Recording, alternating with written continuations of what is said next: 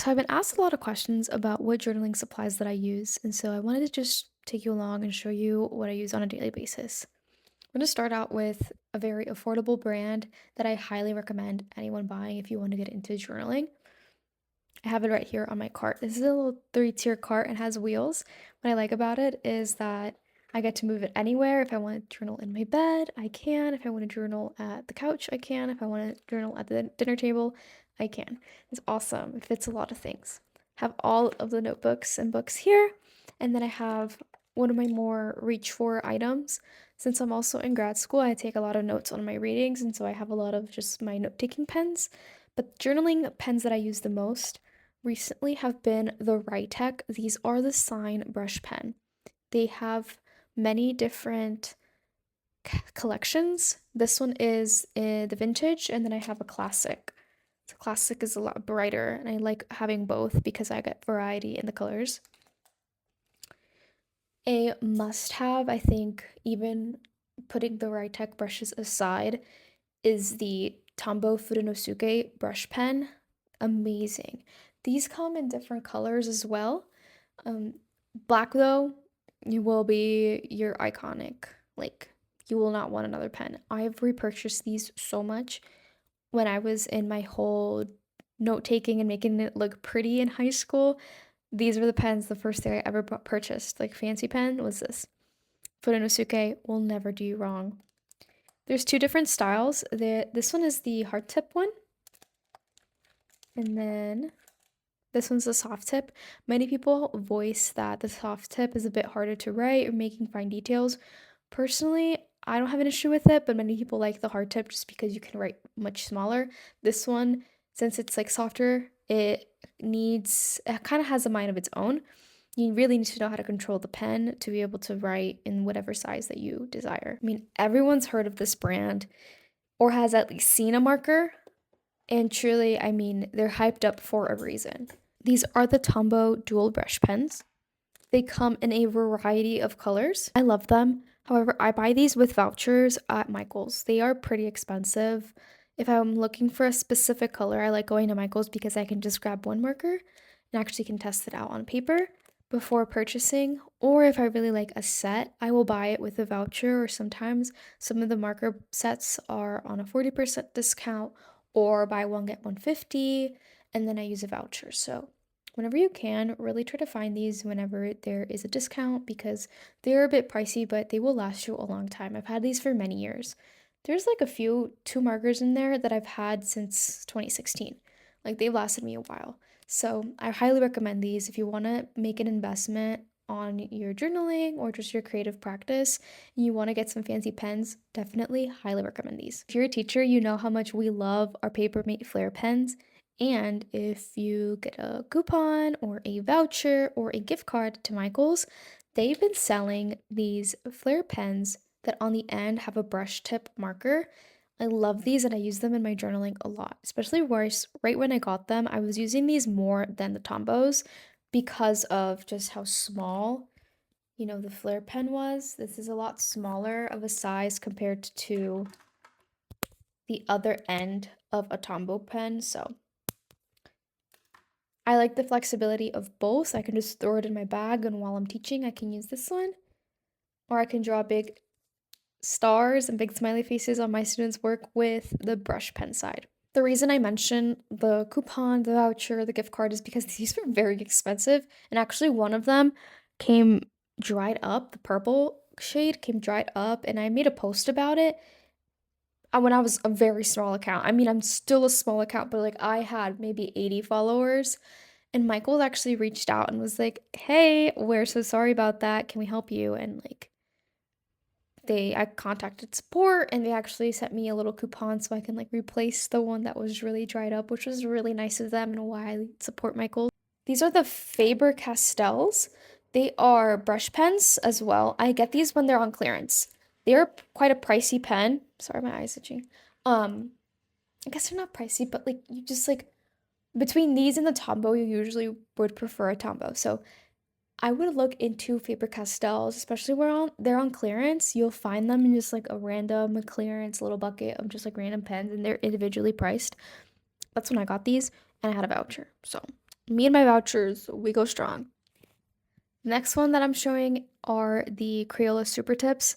These are amazing.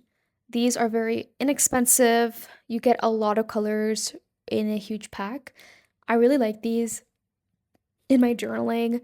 Sometimes you just want a variety of colors and or like more specific colors, and you can get a lot with these. So I actually have two. I'll show you my system here of little organizers. I actually have two bins full of Crayola Super Tips. That's one and that's two.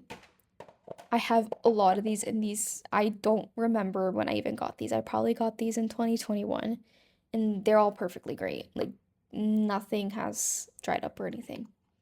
And lastly,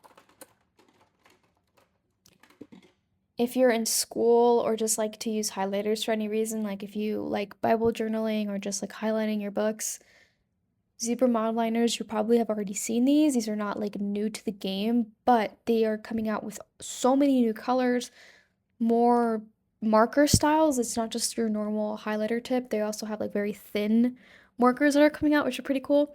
I have quite a lot of these now. I got gifted a huge pack when I started teaching. Like it was a little teacher gift from one of my amazing coworkers. So I have a lot of these now, but I don't even have all the new colors that they've come out with. Like they have some really cute muted colors, but I'm pretty okay with the amount of stuff I have right now. I probably shouldn't have any more before I actually go through everything. But they're amazing. I've had them for years. I used them in high school for my note taking, and now in my journaling, I also use them all the time, especially to make very bright and very big lettering, especially in my Hobonichi A6. So that was kind of it for my little marker tour. Guess we can also talk about just not markers, but just other supplies that I use. I have been using just really just markers.